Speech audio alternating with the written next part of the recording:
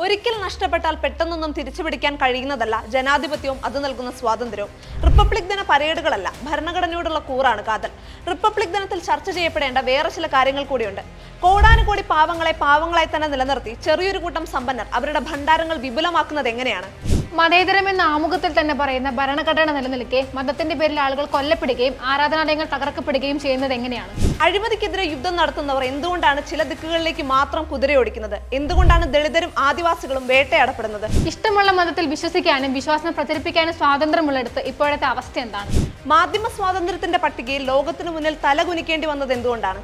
ലോകത്തെ മൂന്നാമത്തെ സാമ്പത്തിക ശക്തിയാക്കാൻ കുതിക്കുമ്പോൾ എങ്ങനെയാണ് 125 രാജ്യങ്ങളുള്ള പട്ടിണി സൂചികയിൽ 111 നമ്പറായി എണ്ണപ്പെട്ടത്? ഒരു പരമാധികാര രാജ്യമായിട്ടും പോലീസിനും പട്ടാളത്തിനും വഴങ്ങാതെ എന്തുകൊണ്ടാണ് മണിപ്പൂരിൽ സായുധ സംഘങ്ങൾ അഴിഞ്ഞാടുന്നത്? എന്തുകൊണ്ടാണ് സ്ത്രീകൾ മാനഭംഗത്തിന് ഇരയാവുകയും നഗ്നരായി വലിച്ചിഴക്കപ്പെടുകയും ചെയ്യുന്നത്? ഇങ്ങനെ എത്രയെത്ര ചോദ്യങ്ങളാണ് ഉത്തരം കാത്ത് മഴയത്ത് നിൽക്കുന്നത്. പ്രകടന പത്രികകളാലും വായാടിത്തങ്ങളാലും തെരഞ്ഞെടുപ്പ് ജയിക്കാൻ രാഷ്ട്രീയ പാർട്ടികൾക്കാകും. പക്ഷേ ഇന്ത്യ ഒരു പരമാധികാര സ്ഥിതിസമ്പത്ത മതേതര ജനാധിപത്യ റിപ്പബ്ലിക് ആണെന്ന് എല്ലാവർക്കും തോന്നാൻ ഏറെ കാത്തിരിക്കേണ്ടി വരും. എങ്കിലും മുറുകെ പിടിക്കാം പ്രതീക്ഷയ്ക്ക് എല്ലാ വകുപ്പുകളുമുള്ള ഭരണഘടനയിൽ. ജനാധിപത്യം എന്ന ശ്രീകോവിലിന് ഭരണഘടന എന്ന പ്രാണപ്രതിഷ്ഠയാൽ കരുത്തേകാൻ ഇതാണ് സമയം.